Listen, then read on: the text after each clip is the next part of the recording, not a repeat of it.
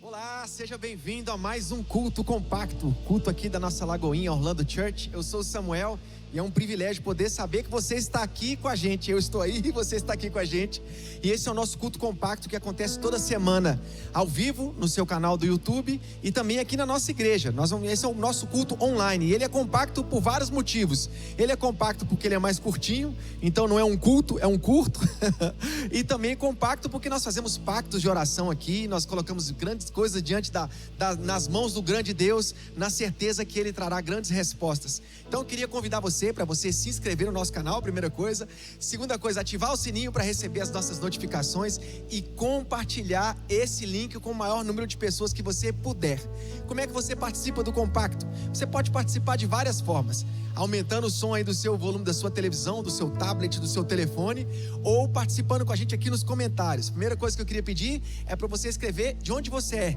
De onde você é. Então, durante o nosso louvor aqui, a pregação, você coloca onde você está, para que o nosso time possa interagir com você. E o mais importante, coloque também o seu pedido de oração, que nós vamos colocar as nossas petições diante do nosso Deus, sempre na certeza que Ele responde. Quando Deus responde, Ele responde com grandes coisas absurdas para o nosso coração, porque Ele sempre faz infinitamente mais de tudo que a gente pede, de tudo que a gente sonha.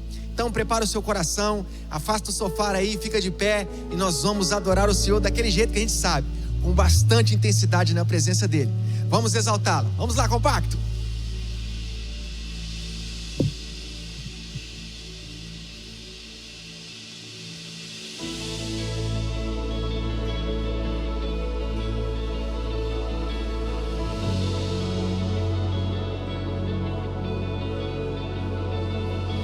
Os dias de aflição chegarão, as tempestades começarão. Eu continuarei a crer que o nosso Deus é soberano.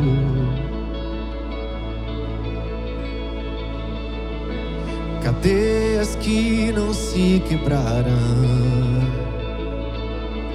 sementes que não germinarão. Eu continuarei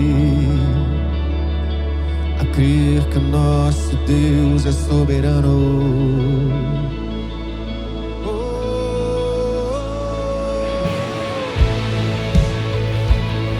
Eu quero que isso seja uma oração do seu coração para a sua fé nesse dia.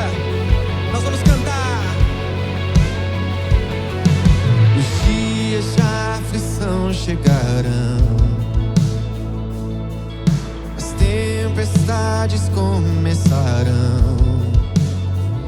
Eu continuarei a crer que o nosso Deus é soberano.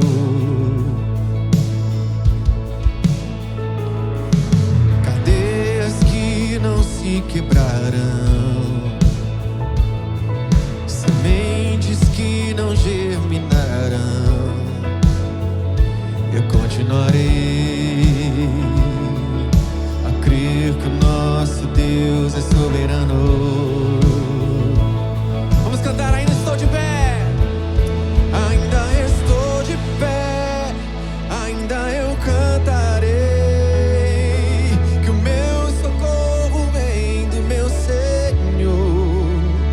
Não se abalou minha fé, nele eu confiarei. A última palavra vem dele. Nós cremos assim, que a última palavra vem da boca do nosso Senhor. Por isso a nossa fé está inabalável. Vamos cantar. Cadeias que não se quebrarão, sementes que não germinarão. Eu continuarei a crer que o nosso Deus é soberano. Eu continuarei a crer que o nosso Deus é soberano.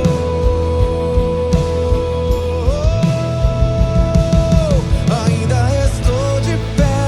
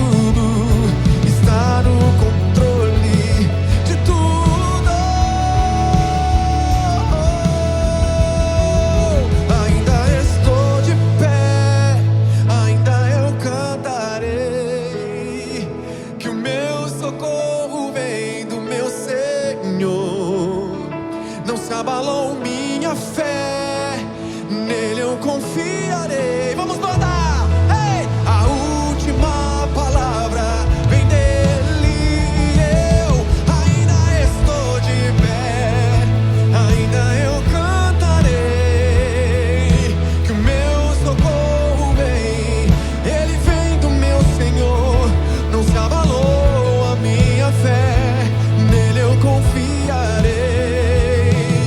A última palavra vem dele.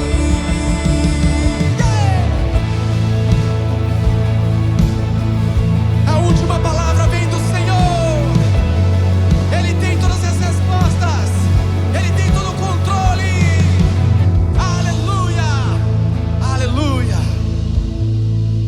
Sim, Pai, é por isso que nós levantamos a nossa voz nesse dia, porque nós cremos que o Senhor tem o controle de todas as coisas, cremos que o Senhor é poderoso para fazer não apenas aquilo que desejamos. A tua palavra diz que do Senhor vem o querer e também vem o realizar. Mas o Senhor não é poderoso apenas para fazer aquilo que precisamos, aquilo que desejamos. O Senhor é poderoso para fazer abundantemente além daquilo que podemos pedir, pensar ou imaginar. Não importa, Senhor, qual a nossa dificuldade, não importa o tamanho da nossa aflição, não importa qual seja a origem, a fonte, Senhor, dos nossos problemas, da nossa angústia. Para todos eles, o Senhor é a resposta. Para todos eles, o Senhor é o consolo, o Senhor é o conforto, o Senhor é a paz, o Senhor é a cura, o Senhor é a libertação, o Senhor é a transformação, o Senhor é a saída, o Senhor é o escape, o Senhor é o livramento, o Senhor é a vida, Pai. Quando a morte bate a nossa porta, quando a doença vem assolar a nossa vida, Deus, quando o desespero ou a angústia vem para assolar o nosso coração, o Senhor continua sendo a resposta. Como o salmista diz: eleva os meus olhos para os montes, de onde me virá o socorro? O meu socorro vem do Senhor, que fez os céus e a terra. Ele não deixará vacilar o meu pé. O Deus que me guarda, Ele não dormita. O Deus que guarda Israel, Ele não dormita. Por isso levantamos a nossa voz, por isso levantamos o nosso coração a Ti, Senhor, crendo que à medida em que confiamos no Senhor, como a Tua palavra diz em 1 João, se oramos segundo a Sua vontade, sabemos que o Senhor nos ouve. E se sabemos, Pai, que o Senhor nos ouve, sabemos que já alcançamos aquilo que pedimos. Um texto tão simples, a Tua palavra, Mateus 7,7: pedi e dá-se-vos-á, batei e abri-se-vos-á, buscai e encontrareis, porque aquele que pede, recebe, o que busca, encontra, e aquele que bate, a porta lhe será aberta. Obrigado pelas respostas, obrigado pelo livramento, obrigado pelo socorro. O Senhor é um Deus sempre presente, um Deus que se inclina na direção, ó Deus, do seu povo, um Deus que inclina os seus ouvidos para ouvir o aflito, para ouvir o oprimido, um Deus que se volta na direção daquele que precisa de socorro e estende as suas mãos, como o Senhor fez um dia com Israel, estendendo seu braço forte e poderoso. Nesse momento, enquanto oramos, o Senhor mais uma vez estende o teu braço forte para alcançar, para socorrer, para tocar, para fortalecer, para ajudar todo aquele que se volta na tua direção, ó Deus, em necessidade, em clamor, em busca e em oração. É em nome do teu Filho que nós oramos, é em nome do teu Filho que clamamos, para a honra e para a glória do teu nome. Está no controle. Aleluia! Vamos cantar isso juntos. O Deus que pode tudo, O Deus que pode tudo está no controle de tudo.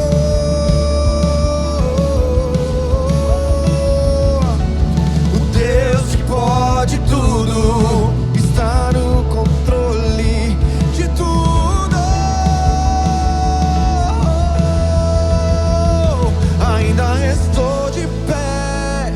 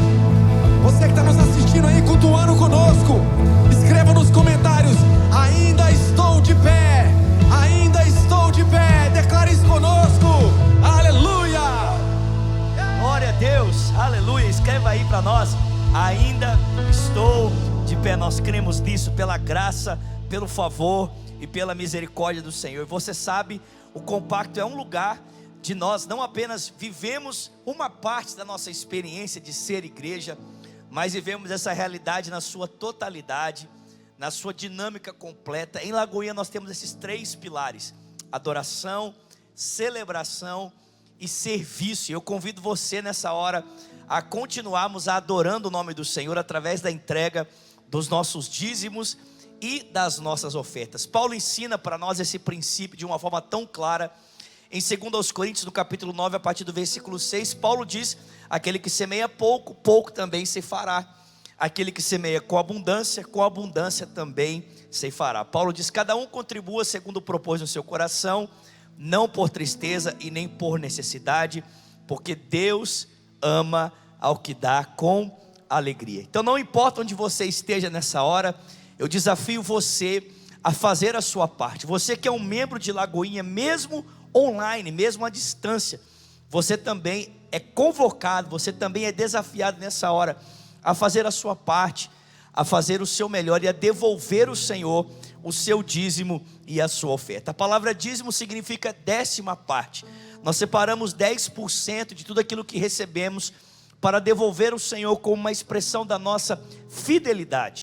E também separamos uma parte daquilo que o Senhor tem nos dado para devolvermos a Ele como uma expressão da nossa gratidão. Nós reconhecemos que temos muito mais do que merecemos, muito mais do que o suficiente.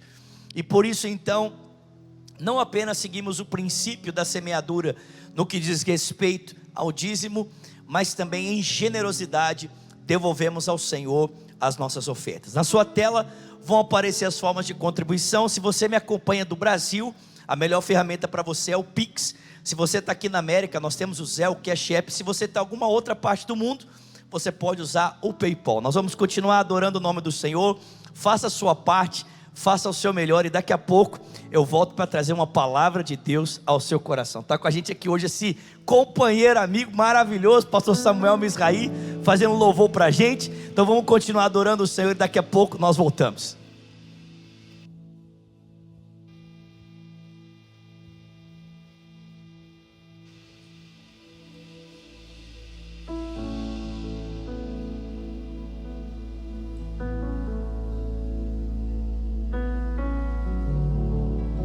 Presente para nós poder cantar ao Senhor.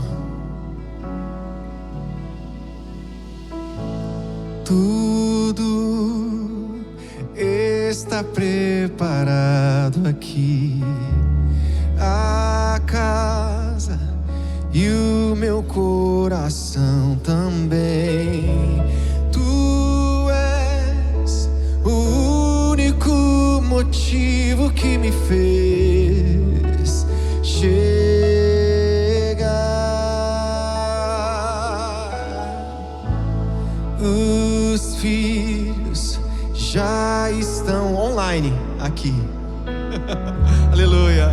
Agora somos 2 ou 3 ou mais. Encontre meu coração disposto a queimar por ti. Todos os versos e canções que eu consegui cantar, todas as vezes quebrantado, só quero te falar: teu é o reino e a glória para sempre. Teu é o domínio e o poder. Amém, amém. Teu é o reino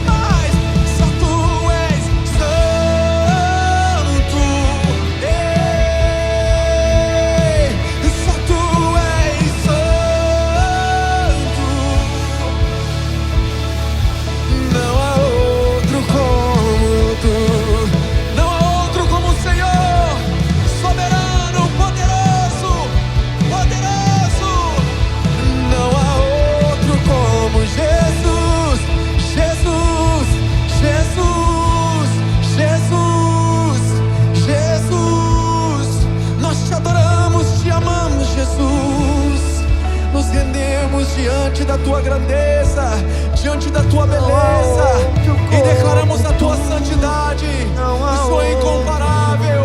Oh, poderoso Senhor, recebe a nossa adoração, Jesus. Inigualável Deus, incomparável, só tu és santo,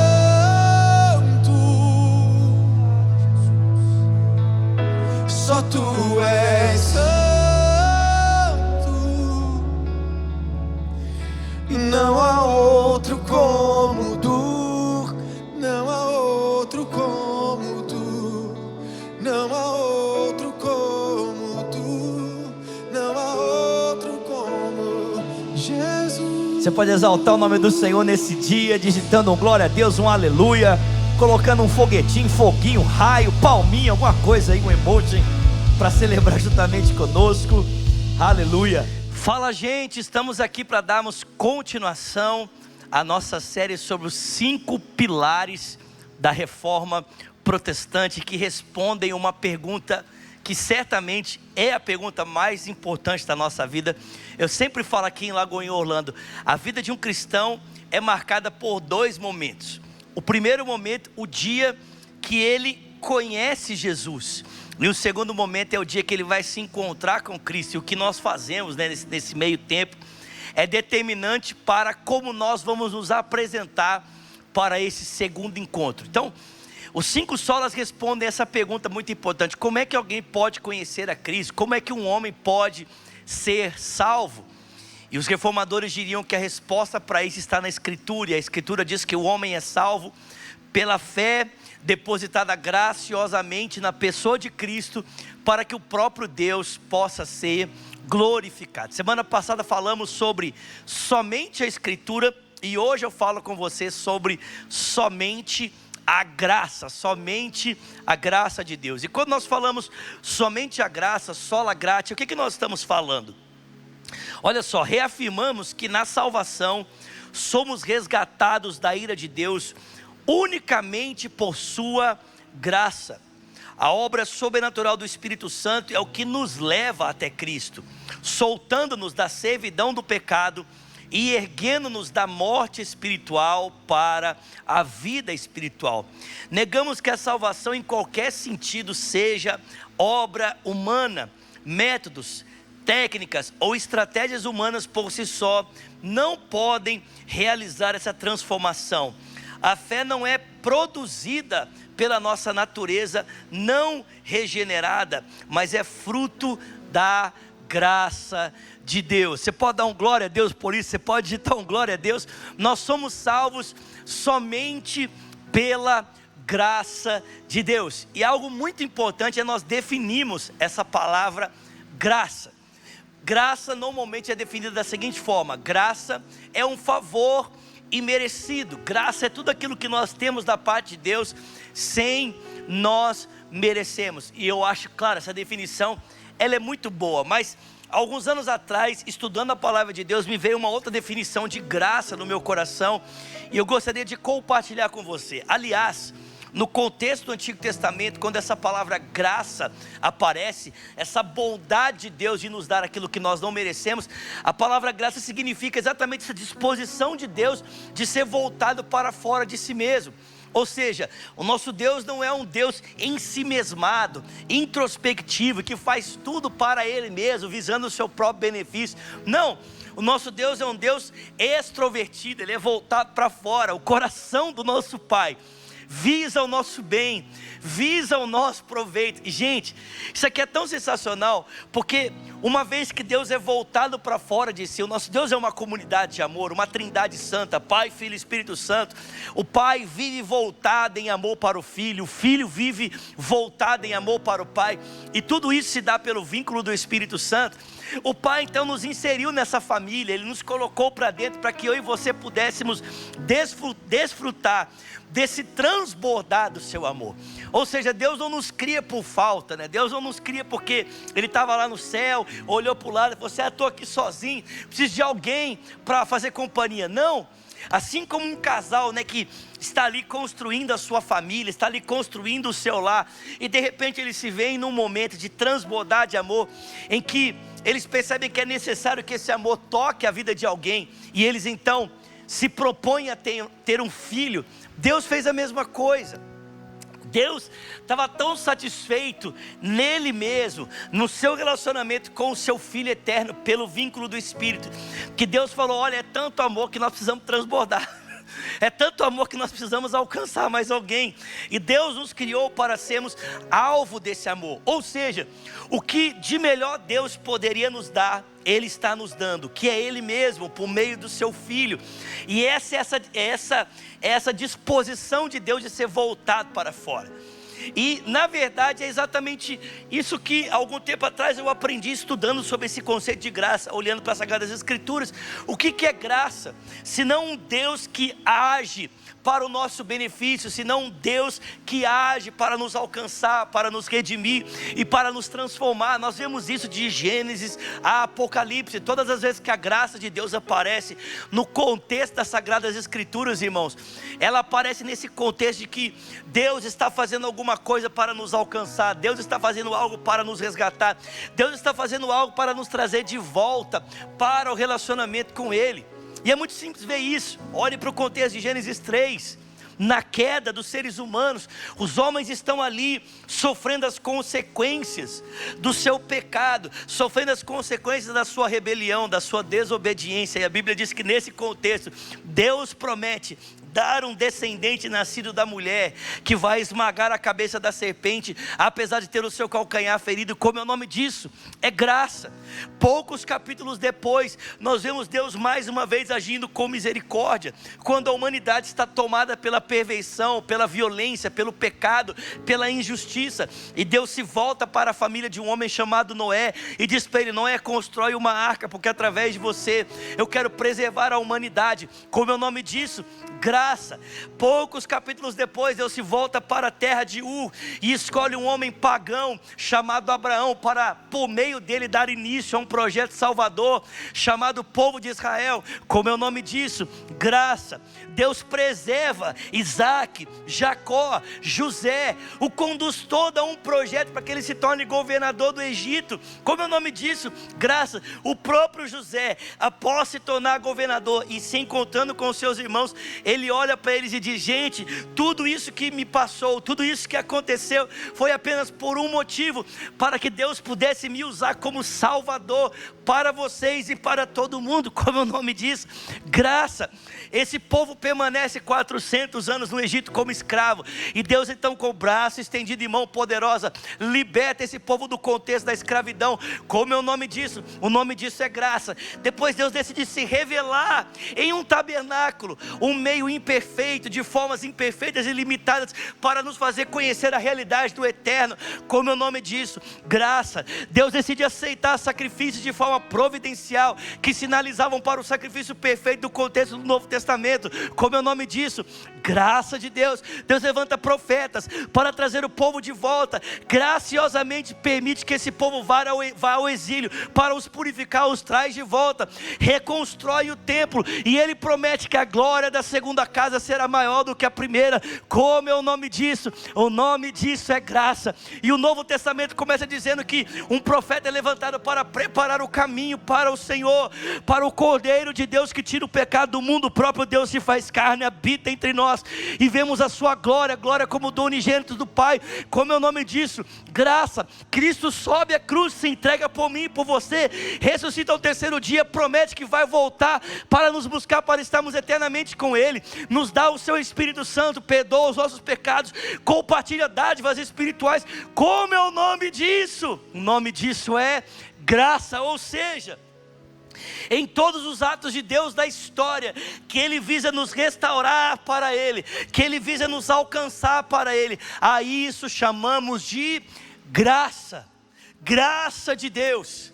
O homem é salvo pela graça, não é salvo pelos seus méritos, não é salvo pelo seu esforço, não é salvo pela sua capacidade. O homem é salvo pela graça. E por que isso? Porque o testemunho que a Escritura dá a meu respeito e ao seu respeito, no que tange a nossa relação com Deus, o testemunho da Bíblia no que diz respeito à nossa relação com Deus é: nós estávamos mortos. Paulo diz isso em Efésios capítulo 2, a partir do versículo 1, ele diz: irmãos, nós estávamos mortos nos nossos delitos e pecados. Você já viu um morto? O que o morto faz? O morto não faz nada. É verdade que talvez em outras áreas da nossa vida, nós podíamos parecer muito vivos.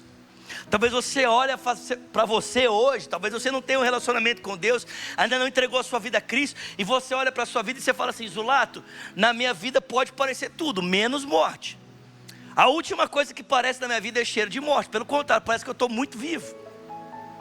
Mas a morte que Paulo está descrevendo aqui, não é a morte natural, mas é a morte espiritual, ou seja, no que diz respeito à nossa relação com Deus, nós estávamos mortos. É claro que essa morte espiritual ela pode ser percebida em outras áreas. Sim, é possível. É possível que por causa dessa morte espiritual você esteja vendo a morte do seu casamento. É possível que por causa da morte espiritual você esteja vendo a morte dos seus filhos, a morte do relacionamento com os seus filhos, a morte do seu relacionamento com outras pessoas. É possível que por causa da morte espiritual você esteja se vendo morrendo por dentro, preso e viciado na pornografia. É possível que por causa da morte espiritual você esteja se vendo enfiado em dívidas cada vez maiores, porque você não consegue controlar o seu dinheiro, você é um adorador de mamão, você é apegado demais a recurso financeiro. É possível. Mas Paulo diz que a morte em primeira instância é espiritual, é a nossa incapacidade de fazermos qualquer coisa para estabelecermos uma relação com Deus. Nós estávamos mortos para Deus. Não é que Deus estava morto para nós, mas nós estávamos mortos para Ele. Quando você vai num médico, eu estive num médico alguns dias atrás, você vai no médico, o médico te examina, e aí vamos dizer que o médico te traz um resultado, né, de algo que você não está esperando, ou você não gosta, você não concorda. O médico não tem culpa. Ou seja, não é o resultado do médico que trouxe a doença a você, mas a análise, né, e a forma como o médico ali, ele faz os exames, ele apenas te torna consciente de uma realidade que já estava ali e que talvez você não tinha percebido antes. Como é que Deus, Ele faz a gente perceber que a gente está nesse estado de morte? Por meio da sua palavra. A Escritura, como falamos na semana passada, esse testemunho fiel para nos mostrar o nosso estado de decadência espiritual, a nossa falta de abertura para Deus. A Bíblia mostra claramente, e gente, segundo a Escritura, o testemunho mais concreto de que eu e você experimentamos da morte para Deus, é que nós provamos da morte natural.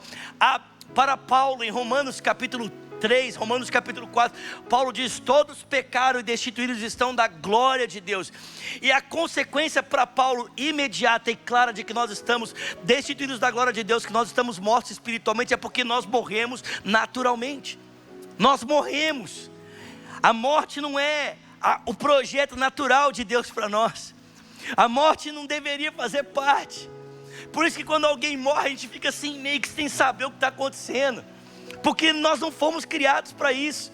Deus nos criou para a vida, Deus nos criou para a eternidade, Deus nos criou para um relacionamento com Ele, mas em função da separação do pecado e da morte espiritual, hoje nós experimentamos a morte natural, e é óbvio que essa morte natural, ela muitas vezes se manifesta em outras pequenas mortes na realidade da nossa vida, na realidade de vida à nossa volta, mas há uma solução para isso. Há uma forma de nós nos livrarmos das consequências dessa morte, e isso não é através do nosso esforço. O morto não pode fazer nada, o morto não pode andar, o morto não pode falar, o morto não pode tocar, o morto não pode sentir, o morto não pode chegar, o morto não pode ouvir, o morto não pode cheirar. Como diz o pastor Márcio Valadão, o morto só faz uma coisa: o morto fede. Ele só sabe fazer isso. Morto só sabe feder, e talvez a sua vida esteja impregnada desse mau cheiro que a morte espiritual está provocando aí dentro de você. Mas eu quero dizer para você nesse dia, há solução para isso, e a solução é o sacrifício do Senhor Jesus Cristo. É você se permitir ser alcançado pela graça benevolente de Deus, que pode ressuscitar você da morte para a vida nesse dia.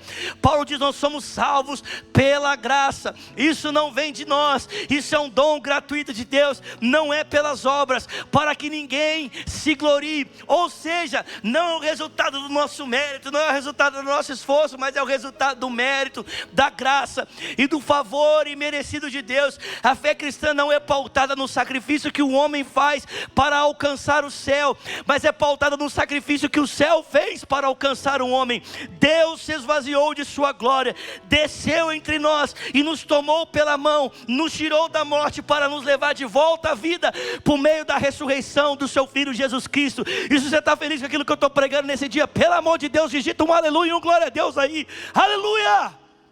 É isso, é a graça de Deus, é a bondade de Deus, é o favor de Deus, somente a graça. Se não fosse a graça de Deus, meu filho, nós estaríamos perdidos. Mas eu quero terminar rapidamente dizendo para você, nós não precisamos da graça apenas para sermos trazidos para a vida, nós também precisamos da graça para continuar na vida. Porque tem gente que pensa assim: não, eu preciso da graça para ser salvo, e ele acha que o restante ele faz na força do seu braço. Deixa eu dizer uma coisa para você: é a graça que te trouxe também, essa mesma graça que te sustenta.